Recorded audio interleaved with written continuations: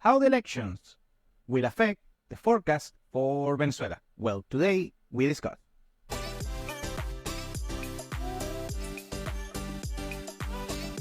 Welcome to Venezuela Insider, the only place in Venezuela for expats, digital nomads, entrepreneurs, investors, travelers, and related internationals. For more information, venezuelainsider.com. Today we are going to talk about the future forecast that the upcoming elections that we have in Venezuela just weeks from now, and how the outcome of such elections will affect Venezuela's near future and all of the forecasts and any given particular plans, could be both business-wise or personal-wise, are gonna affect Venezuela's future. First, I have to give the disclaimer. Today, we are not talking about which is the better candidate, which is the better for the country, which is our favorite, anything like that. Remember, this platform is for pragmatism. It's not what we want, it's what it is. And so keep that in mind.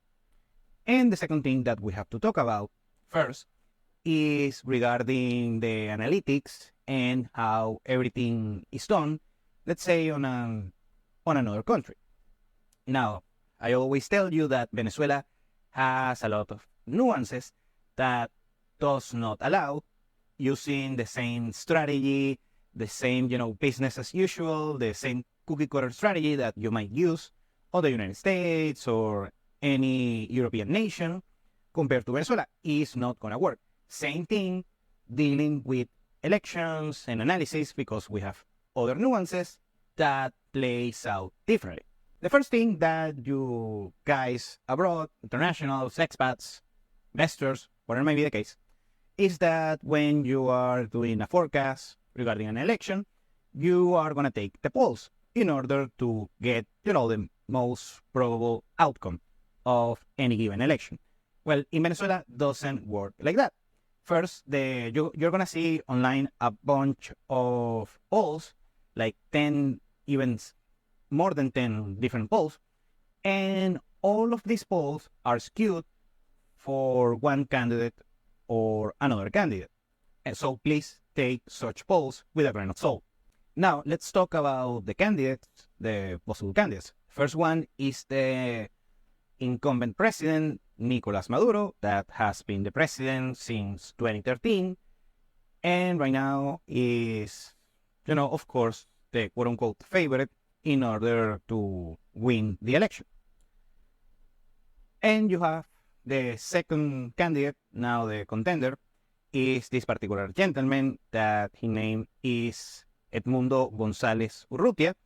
Is a former ambassador for Hugo Chavez and has a very decent political career, mostly diplomatic. I mean, he's not like the typical politician that you see on billboards, anything like that. He's more of a career diplomat, and he's a very, well-educated man and seems like a gentleman. Actually, I haven't heard about him just until just a few months ago. I had to do my own research on him, and I mean, nothing against that particular gentleman, but de facto is the candidate of this particular lady, Maria Corina Machado. And if you know anything about Venezuela, you already know her. And let's give a little bit of a Reader's Digest of Maria Corina Machado, that she's been in politics, in Venezuelan politics, since over 20 years ago. She started very young, and she's like a center right-wing candidate, and she's probably the closest thing to a very right-wing libertarian candidate that we have in Venezuela, because we have a bunch of opposition leaders. Of course, she's the most quote-unquote draconian one, but we have a bunch of opposition leaders that are lackluster, to say the least, but I'm not going to talk too much about it. But most of them are either center-left or they are also left. I mean, they are opposition to the Chavismo, and especially to Maduro, but still they are left-leaning candidates, socialist candidates. They are, quote-unquote, let's say, social democrats, most of them, except for Maria Corina, of course. And then we have a handful of other candidates that are quote unquote opposition, but they just are terrible candidates, and that shows up on basically every poll that you have. And they have pretty much no shot on becoming the next president of Venezuela. Now, the reason why this new candidate that we have, Edmundo González Urrutia, is actually popular, and according to most of the polls, actually he's the favorite in order to become the next president of Venezuela, is because he basically doesn't have any political capital, but most of his political capital was vouched by Maria Corina Machado, that actually she does have a lot of political capital within the country. Recently, on 2023, late 2023, we had primaries made by most of the opposition political parties, and Maria Corina won by a landslide, around over 90% of the votes on such primaries, and that created a lot of turmoil on the other side. And also, we have to remember that Maria Corina Machado has been legally inhabilitated, so disqualified in order to participate on Venezuelan elections for reasons that I'm not going to discuss today. Now, something that you have to do if you are doing a real analysis in Venezuela, I mean, you're an investor, you have a company with presence here in the country, is that, and you don't know that much about Venezuelan politics, is first, let's use the analogy of doing trading, if you have ever been doing trading. Okay, you have basically the technical analysis and the fundamental analysis. And in case you don't know anything about trading, technical analysis, you can see it here, just a random example. You see the charts, the price movement, and afterwards you try to forecast the price movement of any given stock or financial asset using techniques like Fibonacci sequences and just tracing particular lines in order to project the outcome and macroeconomic indicators and that kind of thing. But most of the time, the technical analysis is not going to be as useful as fundamental analysis. And keep that in mind, because it's going to be important in order to explain what's going on with Venezuelan politics. Using the metaphor of technical analysis, when you see a poll regarding of course, the voting intentions of Venezuelans, that first you have a bunch of different companies doing such polls, and all of those polls are very skewed, so you have to keep it with a grain of salt. And that will be only the technical analysis. Remember, the most important thing is the fundamental analysis. And the fundamental analysis, I cannot give it here out on YouTube, so but my clients have such analysis. And the main point is that the probabilities that we're handling right now is something around 80-90% that Nicolas Maduro, the incumbent president, is gonna keep the Venezuelan presidency for the next 6 years. And we're managing a range between 10 and 20% of probability that Edmundo González Urrutia will become the next president of Venezuela. That will be de facto that Maria Corina Machado will be actually the real president of Venezuela. Now, before we gave the forecast for each administration, you have to take with a grain of salt every political analysis that you see, not only on mainstream media and the media that we have abroad, but also Venezuelan news. Most of the Venezuelan news only handles politics rather than economics. So they are very keen on analyzing how basically every political individual that we have in the country, regardless of the side, how good or how bad it is, but without any economic analysis and geopolitical analysis. Now, let's do the forecast for another administration of Nicolas Maduro. Well, first, regarding the marketing abroad, it's going to be a bad news, because Maduro is seen as an extreme left-leaning politician, a quote-unquote dictator, and that kind of thing. and that's not what we are discussing today. But the main issue with Maduro will be that the Western media and the Western narrative will be that Venezuela is, quote unquote, a terrible country, a failed state, that kind of thing, and that's gonna keep up on the next 6 years. That will be the narrative. I'm just saying the narrative. Now, in practice, Maduro, as a politician, is still a very extreme left-leaning politician regarding politics.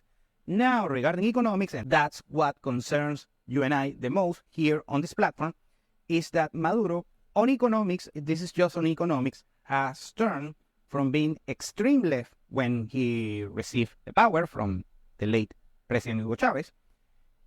He went from being very extreme right-wing regarding, communism and socialism and that kind of thing. And since 2018, he started going more towards a center-left candidate. He lifted a bunch of restrictions like capital controls, currency controls, the economy is de facto dollarized, and so on and so on. And now he's looking more of foreign direct investments. And that's basically what is gonna keep up. Right now, Maduro, when he received power, Venezuela was producing a little bit over 2 million barrels of crude oil per day, and also the price of crude oil worldwide was pretty high. Meanwhile, right now, well, the price of crude oil, yet again, still high, but we are only producing around between 800 and 900,000 barrels of crude oil per day.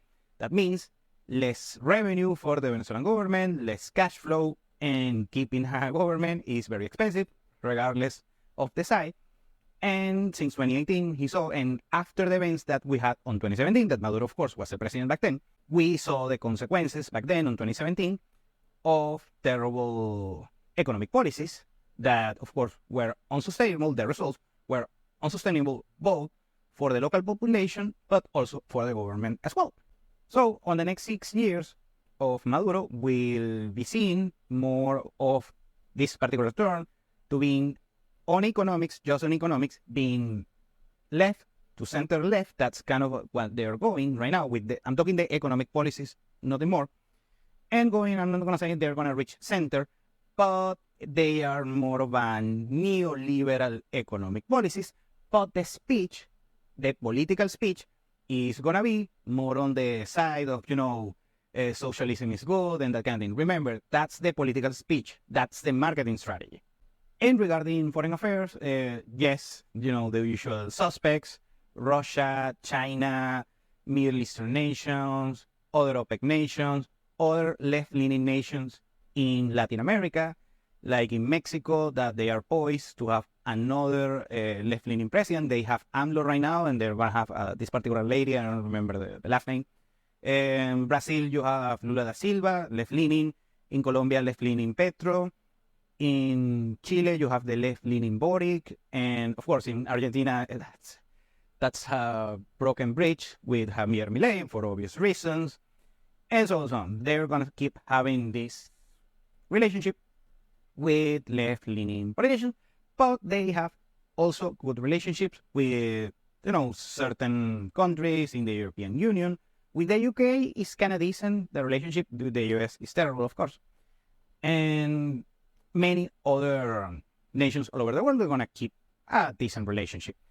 Now, the big issue is with BRICS. Yes.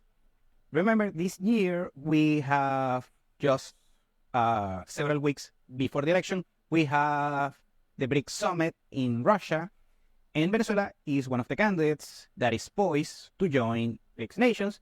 Now, still very unlikely that Venezuela will join the BRICS this particular year, but they are still on that particular sphere, so they will keep having diplomatic relationships and economic relationships with the countries of the BRICS group.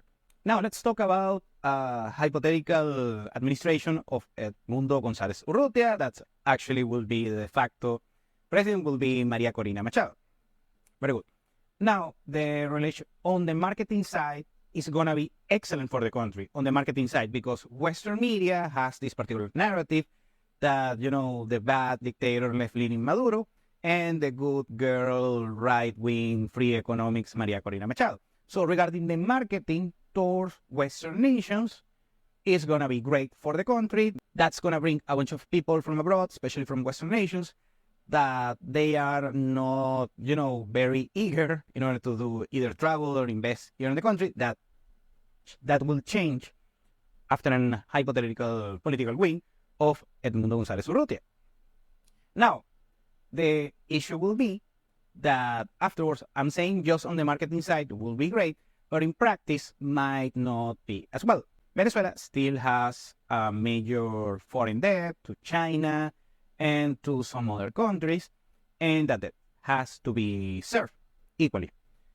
And most likely, actually, this candidate, González Urrutia, he actually addressed that he will be friends not only with Western nations like the US and Canada, and also other Latin American nations that right now are not particular friends with, the Venezuelan government, current government, but also mentioned that he will be friends with the Eastern Bloc, I'm talking the BRICS group, China, Russia, and counting. And Edmundo, he is a diplomat, as a career diplomat, he knows that he cannot break those diplomatic relationships. First, because Venezuela owns some money to those particular nations, Russia and China, and those that have to be served. But also is, very strategic to keep diplomatic relationship and economic relationship. So that will not be gone. And also regarding the BRICS nations, my first analysis, I thought that Edmundo will be out of the BRICS sphere, let's call it like that. But afterwards, what I'm seeing through these actions and what is more strategic for Venezuela's diplomacy is actually keep being friends with the BRICS nations, but also having a good relationship with nations. I mean, on this particular case, just the United States. We will have a way better diplomatic relationship with the United States, regardless if he's a Democrat or a Republican, but also being friends with the Eastern side and also with the quote-unquote left-leaning governments throughout the continent. Now, regarding real economic policy, it will be better. Well, the only thing that I see that can get better is the Venezuelan bureaucracy. I'm talking on the low-end level. Probably is going to be slightly better. It's the only thing that I can see. But afterwards, I don't see change that much because you have a payroll, a big national payroll, and you still have to keep up with that payroll. So you might see similar economic policies. So regarding economics, I'm talking the administration is not going to be as better and probably slightly better. But here's the main issue with this particular election, that you have the marketing abroad for both of these guys. You see Maduro as very extreme left-leaning and you see Edmundo / Maria Corina as a very, right-wing libertarian. That's the marketing for the world and even for the average Venezuelan. But de facto, actually, Maduro on politics, just in politics, is a center-left guy. I mean, I'm talking his actions regarding economic policy. And Edmundo Maria Corina, they are more of a center-left, so they are very close. And the other issue is a lot of turmoil can happen just on the transition of power, and that is going to be a delicate thing. Regarding economics, final thought is that if Maduro wins the election and he becomes the president for 6 other years, this is just regarding economics, the results are not going to be as draconian as most people think. Remember, Venezuela has a growing trend technically since 2021 after an 80% GDP collapse, of course. But the growth has been steady. Of course, most of this 80% GDP collapse was thanks to self-inflicted wounds and overinflated oil prices. But still, the trend is going. So regarding economics, it's not going to be as bad as most people think. And if this particular candidate, Edmundo González Urrutia / María Corina Machado, they win the presidency, is not going to be as great as most people think, because you basically have to revamp a lot of things regarding the government. It's going to take a while. Look the example of Argentina. Milei has been revamping a bunch of things regarding the Argentinian economy. And of course, it's going to take a while before we start seeing results in Argentina. And these particular people come here and start doing similar things, quote unquote. But I don't see something as draconian as Milei in Argentina, but they are going to revamp a bunch of things. So we have to take a hit for, let's say, 1 year or two before we start seeing the quote unquote hypothetical economic growth from this new regime. But on either case, I'm bullish on Venezuela regardless of the outcome, and I have my strategy regarding which candidate wins the presidency. Remember, this is not picking my favorite candidate. I'm not saying here we are not talking about what we want. We are talking about what it is. Pragmatism all the time. Thank you for watching Venezuela Insider. Please like, share, and subscribe. Follow us on social media. If you want to work with us, VenezuelaInsider.com. Thanks again and have a nice day.